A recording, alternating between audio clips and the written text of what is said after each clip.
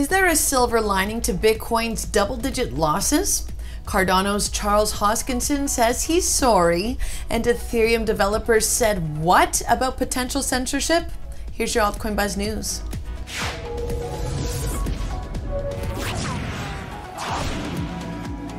Hi, I'm Natalie and welcome to Altcoin Buzz. Make sure you are liked, subscribed, and notified when we drop our latest content. And if you want to see how you could earn $800 in bonuses on Binance and even 20% off trading fees through our exclusive Altcoin Buzz sign-up offer, then head to the link in the description. Now, let's dive into today's headlines. Bitcoin may have tumbled 13% in the last week to 21K, but it's not all doom and gloom for the king of crypto. Miners have been under the microscope for a majority of crypto winter to give users an idea of where BTC is headed. And for once, miners are giving the community a shred of hope. After being forced to sell off significant amounts of Bitcoin to stay afloat, miners are now giving decent signals that a 2-month capitulation event is winding down. We see that primarily from hash rates or computing power, which have been rebounding above 200 exahashes. You can look at the rectangle. And this can mean that miners have been processing lots of transactions. And this is a good sign because in the past, miner capitulations have proven to be a good buy signal as the metric has captured major price lows. And this miner capitulation or sell-off hasn't been a walk in the park either.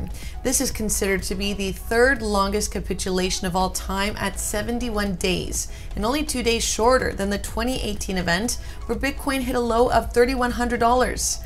Nonetheless, many analysts are trying to brace users for an ugly few months ahead, like JP Morgan CEO Jamie Dimon saying that we could be in for something worse than a recession. But this week, more Feds and American financial players will be gathering at the annual Jackson Hole Economic Policy Symposium this week and potentially adding more volatility to the market with hints of upcoming inflation data in the next few weeks. Cardano co-founder Charles Hoskinson has apologized for delays of the Vassal hard fork, as well as a Twitter rant that may have misled some of the ADA army. Long story short, Hoskinson apologized for this Twitter rant defending the testing of a particular blockchain node, despite the ADA staking pool community arguing that it wasn't, and the SBO community got no support during the Vassal delays. So Hoskinson released a few tweets and a video to apologize and explain where his frustration really lies in the hard fork process, namely how the media as well as different forums have been spreading misinformation despite Hoskinson saying that the developers and nodes have been communicating extensively and transparently throughout the process. People that you have known, you've met, you've worked alongside and had conversations, you've interviewed on your podcasts. They're here to work with you and for you to get us over the finish line and get Vassal out. There's a lot of egg on our face from 135. It's always a shitty situation when a testnet doesn't work out the way that you think. And that so late in the pipeline, a bug can slip through. And it calls into question all of the lists of things that need to be done. So will there be a postmortem? Of course. Will there be an extensive discussion and an analysis of this? There's already a workshop planned for it in September for just this thing. The censorship conversation is growing around the Ethereum merge. The amount of centralized stakers have come to light, making the argument that Ethereum could lose some of its decentralized fundamentals and allowing for governments to intervene at the block production level in situations like blocking transactions believed to be dealing with laundering platforms like a Tornado Cash that would allow transactions to be untraceable. Nothing has been concrete about any kind of censorship besides some Twitter threads until now. This Ethereum core developers meeting from August 18th has come out and said a specific launch style would have censorship built in. Have a listen. We, launch with MEV boost and hashbot relay, whatever that means, then it means that functionally we're launching with censorship built in from the merge. Like as soon as the merge lands, we've got censorship happening as soon as we hit the ground. Now, there are some caveats here. One, of course, miners or validators can choose to run whatever software they want. We can stop them, and there is no way for us to functionally stop people from censoring.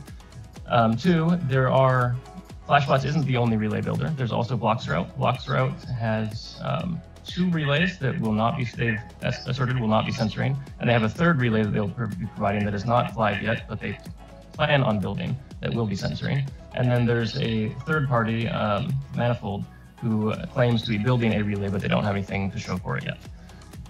And so the question I think we have to answer, and this is, again, ideally, if we can answer this somehow without getting into the philosophy, that'd be great, but I don't know if that's going to be possible, is do we want to go into the merge with MEV Boost and all the associated software and connections and tutorials and documentation, etc., when we know that the centralized entities that are going to be in control of this are providing censorship software to their users? What are your thoughts about Ethereum taking part in potential censorship? Let me know below. And it's perfectly normal to feel all the fear, uncertainty, and doubt being shared about crypto right now.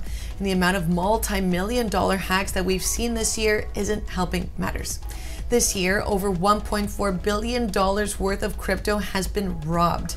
And today alone, Seller Network announced that it has shut down its multi-chain C-Bridge because of a possible DNS exploit, with a possible $240,000 worth of Ether stolen.